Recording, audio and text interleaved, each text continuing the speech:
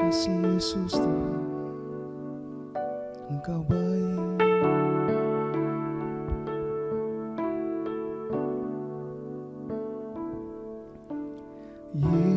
Yesus, Kau telah memulai segala yang baik dalamku. Engkau menjadikanku serupa gambaran-Mu dan berharga di mata-Mu. Yesus, Kau telah memulai karya yang mulia dalamku. Kau berikan hidup-Mu sebagai ganti dosaku, karena kasih-Mu padaku. Sekarang ku memuji-Mu, Allah yang setia, yang tak pernah meninggalkan perbuatan tangan-Mu. Sekarang ku menyembah-Mu, Allah yang mulia, sempurnakan segenap hidupku agar indah bagimu. Sekarang ku memuji-Mu, Allah yang setia, yang tak pernah meninggalkan perbuatan tangan-Mu. Sekarang ku menyembah-Mu, Allah yang mulia, sempurnakan segenap hidupku agar indah bagimu, agar indah bagimu, agar indah bagimu.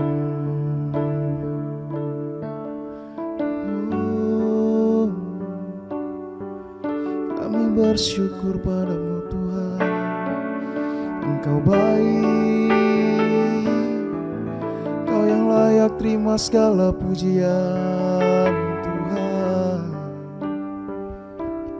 Kami menyembah nama-Mu, terima kasih Yesus Tuhan, Kau Allah yang setia. Haleluya, kami bersyukur. Terima kasih Yesus Tuhan, Engkau baik. Terima kasih Yesus.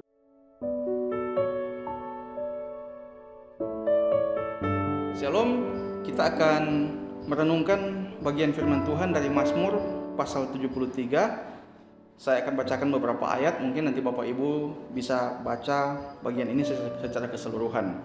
Mazmur 73, Mazmur Asaf. Sesungguhnya Allah itu baik bagi mereka yang tulus hatinya, bagi mereka yang bersih hatinya. Tetapi aku, sedikit lagi maka kakiku terpeleset. Nyaris aku tergelincir, sebab aku cemburu kepada pembual-pembual kalau aku melihat kemujuran orang-orang fasik. Sebab kesakitan tidak ada pada mereka, sehat dan gemuk tubuh mereka. Mereka tidak mengalami kesusahan manusia, dan mereka tidak kena tulah seperti orang lain. Sebab itu mereka berkalungkan kecongkakan dan berpakaian kekerasan. Lalu kita lihat ayat 13. Sia-sia sama sekali aku mempertahankan hati yang bersih dan membasuh tanganku tanda tak bersalah. Namun sepanjang hari aku kena tulah dan kena hukum setiap pagi. Lalu ayatnya yang ke-26 dikatakan begini.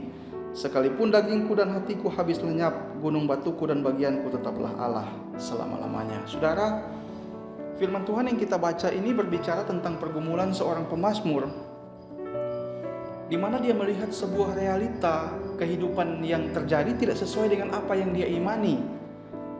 Di ayat 1 dan 2, di ayat 1 kalau kita lihat pemazmur ini mengatakan begini, Allah itu baik bagi orang yang tulus hatinya.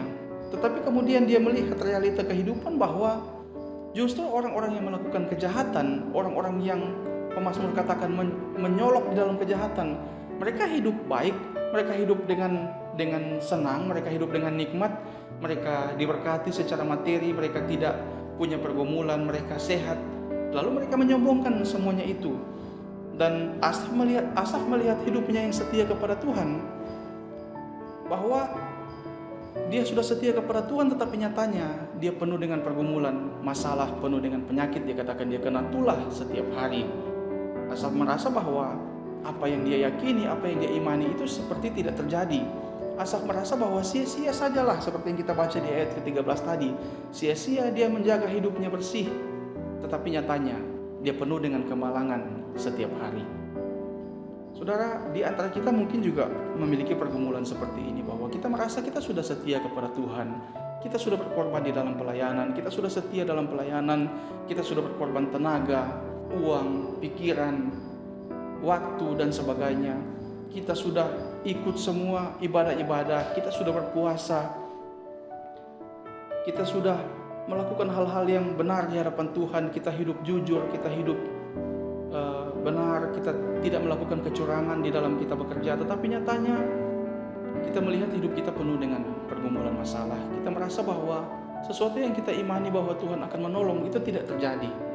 Saudara, kalau kita memiliki pergumulan seperti ini, maka kita perlu belajar bagian firman Tuhan ini.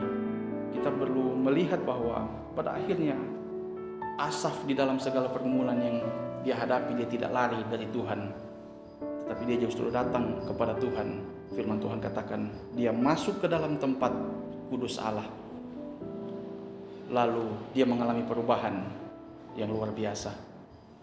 Firman Tuhan mencatat bahwa Asaf ini ketika dia datang kepada Tuhan, bukan keadaannya yang berubah, bukan pergumulannya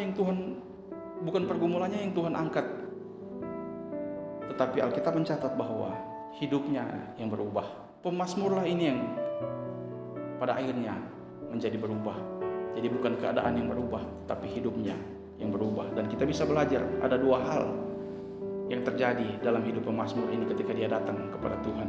Sekali lagi, bukan keadaan yang berubah, tetapi hidupnya yang berubah. Yang pertama, dia kini memiliki perspektif kekekalan. Dia kini memiliki perspektif kekekalan. Dia memandang dari cara pandang Tuhan, bukan dari cara pandang dirinya. Di ayat yang ke-26, pemazmur katakan, sekalipun dagingku dan hatiku habis lenyap, gunung batuku dan bagianku tetaplah Allah selama-lamanya. Dia menyadari dalam perspektif kekekalan bahwa akhir hidup orang fasik itu sia-sia. Dia menyadari bahwa keberhasilan sementara di bumi bukanlah kebutuhan yang utama. Kebutuhan yang utama adalah Tuhan itu sendiri, sesuatu yang tidak pernah bisa diambil daripadanya. Dia akhirnya memiliki perspektif kekekalan ini, bahwa dia punya pembaharuan orientasi hidup yang tertuju kepada Tuhan. Dia memiliki pembaharuan orientasi hidup. Dia memiliki cara pandang yang baru, memiliki perspektif kekekalan bahwa dia harus memandang dari cara pandang Tuhan, bukan dari cara pandang manusia. Saudara, memang keadaan tidak berubah, tetapi kini pemazmurlah yang berubah. Tetapi yang kedua, selain dia kini memiliki perspektif kekekalan, yang kedua, dia juga berubah dalam hal komitmen kepada Tuhan. Dia memiliki komitmen yang baru di dalam Tuhan. Ayat yang ke-28 kalau kita baca dikatakan begini, tetapi aku suka dekat kepada Allah. Aku menaruh tempat perlindunganku pada Tuhan Allah, supaya dapat menceritakan segala pekerjaannya. Keadaan memang belum berubah. Pemazmur masih tetap di dalam pergumulan masalah yang dihadapi, di dalam penderitaan yang dihadapi. Tetapi di dalam penderitaan yang dihadapi itu, pemazmur kini memiliki komitmen yang baru di dalam Tuhan, bahwa dia akan tetap setia, akan tetap dekat kepada Tuhan. Dia akan menaruh tempat perlindungan hanya kepada Tuhan saja. Komitmen inilah yang harus juga kita miliki. Saudara, hari-hari ini kita penuh dengan masalah pergumulan yang kita hadapi, keadaan yang tidak baik mungkin. Semua mengalami pergumulan yang sama, tidak peduli dia hamba Tuhan yang hebat sekalipun, dia juga punya pergumulan yang sama. Tetapi Di dalam segala pergumulan yang kita hadapi, marilah kita belajar kepada pemazmur ini. Marilah kita belajar kepada firman Tuhan ini, bahwa ketika kita datang kepada Tuhan, mungkin keadaan tidak berubah, tetapi cara pandang kita yang berubah. Kita memiliki perspektif kekekalan, melihat dari cara pandang Allah, melihat dari cara pandang firman Tuhan, bukan dari cara pandang kita sebagai manusia. Dan juga bagian yang kedua, bahwa dalam segala pergumulan, marilah kita tetap berkomitmen untuk setia kepada Tuhan.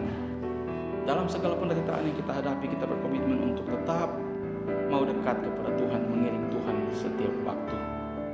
Biarlah kebenaran firman Tuhan ini memberikan kekuatan kepada kita bahwa sekali lagi, sekalipun keadaan belum berubah, tetapi hidup kita lah yang seharusnya berubah. Amin. Untuk firman Tuhan, mari kita berdoa. Tuhan Yesus, hamba-Mu sudah selesai memberitakan firman-Mu. Tuhan, tolong supaya kami semua bisa belajar firman Tuhan dengan baik di tengah keadaan yang di depan mata kami menurut kami tidak baik, tapi kami percaya bahwa Tuhan tetap menolong kami, Tuhan tetap memegang tangan kami. Biar kami terus teguh di dalam firman Tuhan, sehingga kami punya cara pandang yang sesuai dengan firman Tuhan, sehingga dalam masalah pergumulan yang kami hadapi, kami tidak memandang semuanya itu dengan cara pandang kami, tetapi cara pandang firman Tuhan, cara pandang Tuhan. Biar segala hal yang kami hadapi, kami terus punya komitmen untuk setia kepada Tuhan. Hari ini hamba menyerahkan semua anak-anak-Mu, umat Tuhan, jemaat Tuhan ke dalam tangan-Mu. Semua aktivitas yang akan dikerjakan, Tuhan tolong, Tuhan campur tangan, beri hikmat akal budi, berikan kesehatan, kekuatan, biar semua aktivitas dapat kami kerjakan dengan baik dalam campur tangan Tuhan. Tuhan, jamah yang sakit, Tuhan berikan kesembuhan, Tuhan berikan jalan keluar kepada yang sedang dalam pergumulan. Tuhan yang menolong supaya kami terus setia kepada Tuhan. Dalam nama Yesus kami berdoa dan bersyukur. Kami serahkan hidup kami sepanjang hari ini ke dalam campur tangan Tuhan. Dalam nama Yesus kami berdoa. Haleluya. Amin.